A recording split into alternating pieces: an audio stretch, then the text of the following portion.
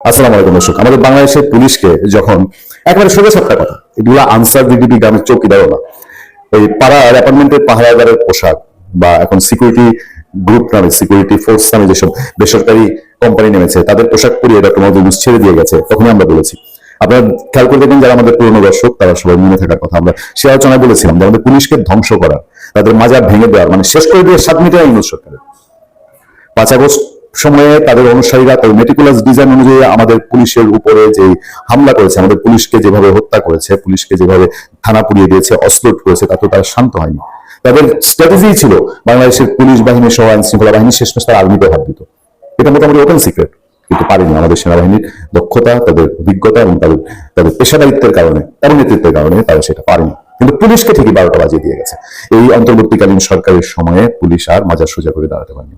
সেই যে পোশাক একটা সাংঘাতিক বিষয়, পোশাক একটা অনেক গুরুত্বপূর্ণ বিষয়, আজকের দিনে অবশ্যই গুরুত্বপূর্ণ বিষয়। সে পোশাকের সৌন্দর্য, পোশাকের দেখভাল, পোশাক নিজের আত্মবিশ্বাস পোশাক বাড়িয়ে দেয়। সেই আত্মবিশ্বাসের জায়গাটায় হাত দিয়েছে কোনো কারণ ছাড়া, কোনো কারণ নাই। পুলিশের এর আগের পোশাকে আওয়ামী লীগের চিহ্ন ছিল, শেখ হাসিনার চিহ্ন ছিল।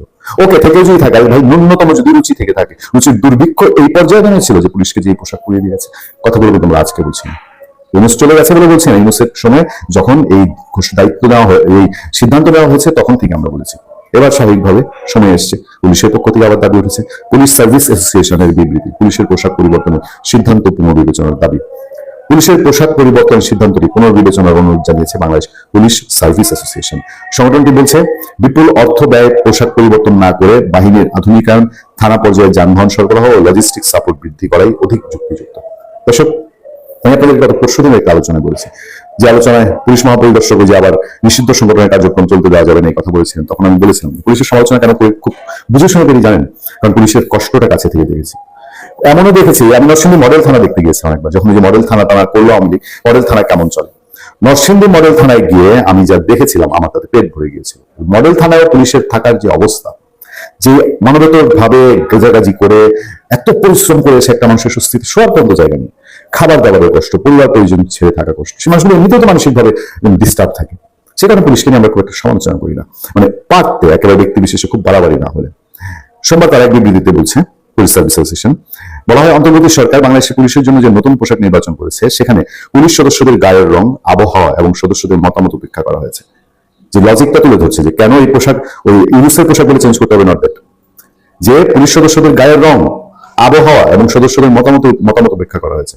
আমরা সাধারণত শ্যামলার জাতিগোষ্ঠী, আমরা ফকফকা জাতিগোষ্ঠী, আমাদের জন্য কালচে কোনো কিছু স্যুট করে না, খুব কালারফুল কিছু একটা স্যুট করে না। যাক, সফট কালার যেগুলো বাংলাদেশি, সাদা, বেগুনি, সাদা, সবুজ, নীল, এই সফট কালার গুলো আমাদের সঙ্গে যায়, অন্তত যোগ শাস্ত্র তাই বলে। কোন প্রকার জনমত যাচাই ছাড়াই নির্বাচিত এই পোশাকের সঙ্গে ইউনিফর্মধারী অন্যান্য সংস্থার পোশাকের হুবহু সাদৃশ্য রয়েছে। এর ফলে মাঠ পর্যায়ে পুলিশ সদস্যদের চিহ্নিত করা কঠিন হয়ে পড়েছে বলে মতামত উঠে এসেছে। বিষয়টি অ্যাসোসিয়েশনের নজরে এসেছে এবং বাহিনীর অধিকাংশ সদস্য তড়িঘড়ি করে দেওয়া এই পরিবর্তনের পক্ষে নন। পুলিশ পোশাকের ঐতিহাসিক পটভূমি তুলে ধরে বিবৃতিতে বলা হয়েছে, 2024 সালের 5 ফেব্রুয়ারি প্রজ্ঞাপন এবং 10 ফেব্রুয়ারি গেজেট প্রকাশের মাধ্যমে তৎকালীন সরকার একটি কমিটির দীর্ঘ যাচাই বাছাই শেষে পুলিশের আগের পোশাকটি নির্ধারণ করেছিল।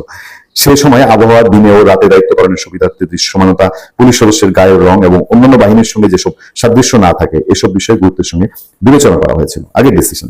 বাংলাদেশ পুলিশ সার্ভিস অ্যাসোসিয়েশন গভীর উদ্বেগ প্রকাশ করে বিবৃতিতে জানায়, বাহিনীর বেশিরভাগ সদস্যই তড়িঘড়ি করে দেওয়া এই পরিবর্তনের পক্ষে নন, বরং তারা আগের পরিহিত পোশাকটিকে বাংলাদেশ পুলিশের দীর্ঘদিনের ঐতিহ্য, শৃঙ্খলা ও পেশাদারত্বের প্রতীক হিসেবে মনে করেন। সম্প্রতি নির্বাচনের প্রসঙ্গ টেনে বিবৃতিতে